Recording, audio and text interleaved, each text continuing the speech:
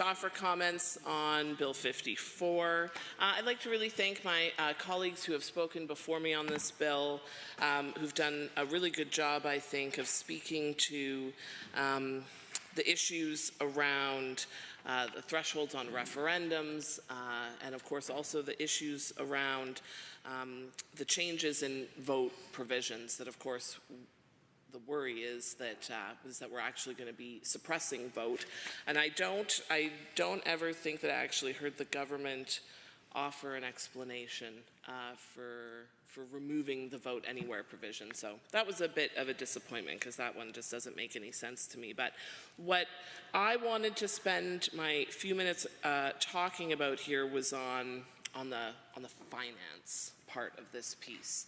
Now, of course, I wasn't around in the 2015 caucus, so wasn't as familiar with the process when the NDP government was bringing in Bill 1 to remove corporate and union donations. So I went back into the Hansard just to read a little bit of the debate that happened at that time, and so I just wanted to share a few bits in there that I thought were pretty relevant when it comes to this discussion on Bill 54, where we're bringing back those corporate and union donations. So the member for Calgary East at the time in 2015 said, "Wildrose believes in putting democracy in the hands of everyday Albertans. We believe that banning corporate and union donations is a critical step towards doing that. Pay-to-play politics is the way that politics have been done here in Alberta for quite a while. And we want to put the power of democracy back into the hands of Albertans, regardless of their financial backing or their ability to donate." That was an interesting one. Member for Fort McMurray Wood Buffalo. This is what this member had to say. "Wildrose believes in putting democracy back in the hands of Albertans. Oh, okay.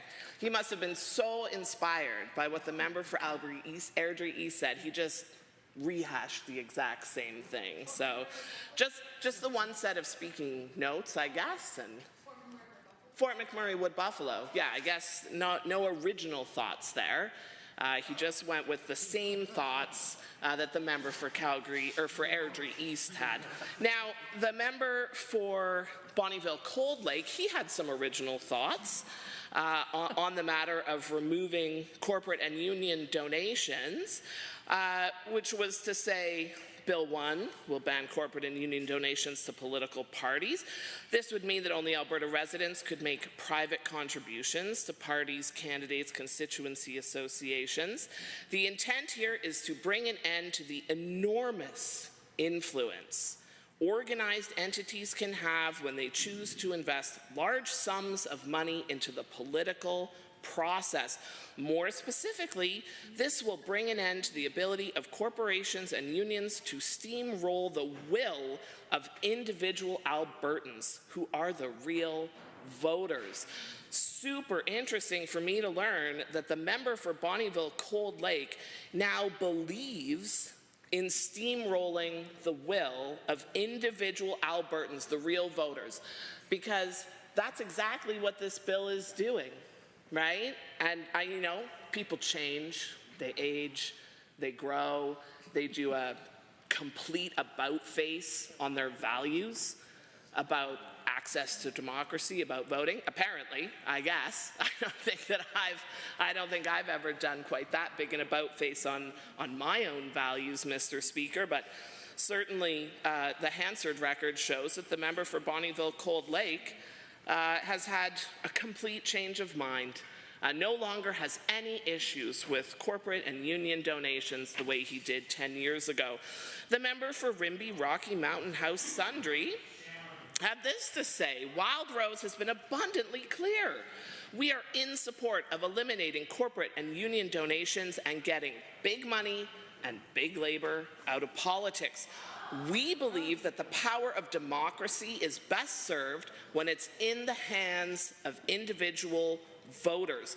Wildrose has stated for a very long time that there needs to be an end to big business and organized labor bearing undue influence on politics and having an unfair advantage when it comes to funding elections. Wow. Now, the member for Rimbey, Rocky Mountain House Sundry, at the time, of course, will have known that donations to the Progressive Conservative Party, about 65–70% of large donors to the PC party at that time came from corporations, energy firms being the largest contributor. But of course, the Wild Rose at the time only received around 40% of their donations from corporate or union sources. So I guess it's just one of those cases when, you know, when it works against his favor, the member for Rimbey, Rocky Mountain House Sundry has one set of values, and when it works in his favor, he can just do a complete flip-flop on that. And in the end, it was the members for Bonnyville, Cold Lake, St. Paul, Calgary West, Tabor-Warner, Fort McMurray, Lac-La-Biche, Central Peace Notley, Calgary Hayes, Airdrie East, Rocky Mountain House Sundry, Athabasca, Barhead, Westlock, Fort McMurray, Wood Buffalo. These are all members that sit in this chamber today. These were all members that voted in support of removing union and corporate donations. I'm running up to my time here, but what I want to say is, come on, Mr. Speaker. Do we have values or not? Do we stick to them? Do we care about democracy, or are we only interested in ourselves? Well, when I look at the members on the other side of the aisle, I know exactly what the answer to that question is. It's change the rules to serve their own interests. And to heck with Albertans and the interests of voters, let's just go ahead and steamroll over the will of voters by bringing big money back into politics. That's exactly what this bill is doing. Shame on them.